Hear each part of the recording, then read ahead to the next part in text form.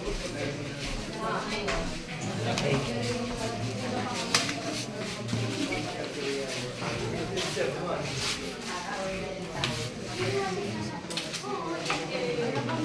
na po.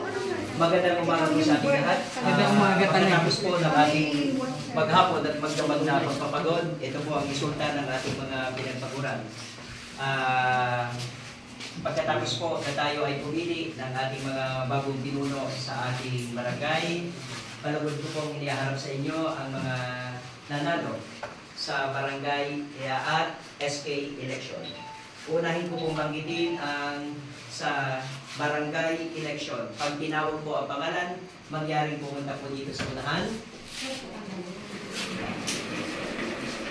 Unang barangay, Buhaking Emerson B. Ang boto na 1,427. Mga kagawad, uumpisahan ko po sa number 7. Contilano Osmundo Divino.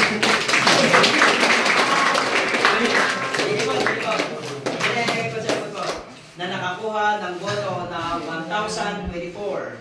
Ang pang-anim, Manito Joriel Buhaking. Nakakuha ng boto na 1,054. Ang pang-lima, Hernandez Larry Refran. Na nakakuha ng boto na 1,112. Ang pang-apat, Lontok Abraham Sada. Nakakuha ng boto na 1,124. Kaya nasa likod na tayo, hindi tayo kita sa camera. Ang pangatlo, Manalo Stanislao Bungkin. Na nakakuha ng boto na 1,136. Ang padalawa, Otilia Pilar Paras. Nakakuha ng boto 1,289. At ang number 1 na konsihal, Mendoza Sandy. Nakakuha ng boto 1,423.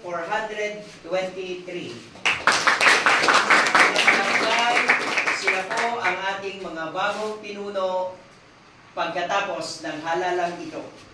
Sila po ay manunumpa, hindi ko alam kung kailan, at sila po ay uupo pag nalay na sila. Dahil hindi ko rin po alam kung kailan magsisimula ang kanilang termino.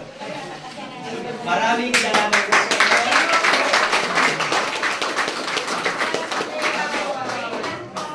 Ay ako daw po ipupunta sa gitna at itataas ko ang kamay nilang lahat. Yan. Pasensya na po kayo pagka nagkaamoy yan ng kilikili. Ha? Kasama itong mga board. Ayaw nga. Tayong tatlo. Doon, kabilang dulo. Dito sa magkabilang dulo.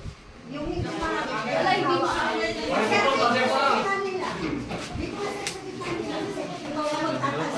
Dito tayo.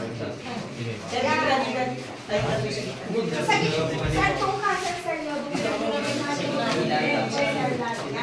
Yan, hindi na kasi ang salamat. Kasya ka tayo. O siya, holding hands ko ito, tinibiro ni Tiare. O, 1, 2, 3. Yay! Palakpakan!